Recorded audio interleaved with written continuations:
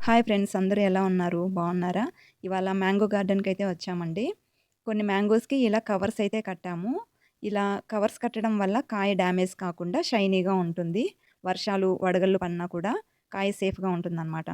అలాగే కవర్స్ కట్టిన కాయలకి కొంచెం మార్కెట్‌లో కూడా రేట్ ఉంటుందని చాలా వరకి ఇలా కడుతూ ఉంటారు. మామిడికాయల రేట్ విషయానికొస్తే రేట్స్ అయితే అస్సలు లేదు. మామిడి రైతులు చాలా ఆందోళన చెందుతున్నారండి.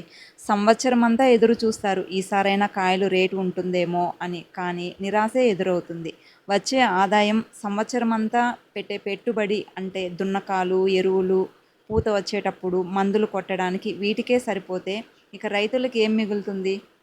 కాయలు కోయాలంటేనే భయపడుతున్నారు. కోసి మార్కెట్‌కి తీసుకెళ్తే అక్కడ అమ్ముడు పోతాయా లేదా అని. ఇలా అయితే రైతులు చాలా ఇబ్బంది పడే పరిస్థితి ఉంది. దీనికి సంబంధించిన వాళ్ళు అలాగే ప్రభుత్వం కూడా స్పందించి పరిష్కారం చేస్తే మంచిదని ప్రతి రైతు కూడా కోరుకుంటున్నారు.